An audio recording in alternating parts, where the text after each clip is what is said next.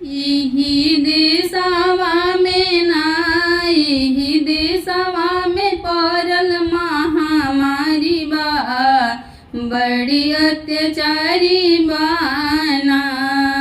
अगुआ कैले एक अगुआई लैका देहले एक बताई, उनका दुआरा पर टूट ही पालानी बा, बड़ी महामारी बाना।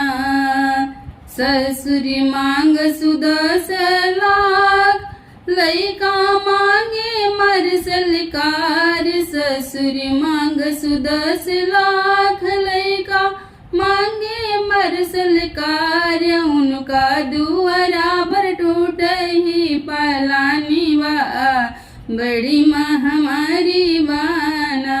बेटी वाला के जीव के जंजाल बा, बड़ी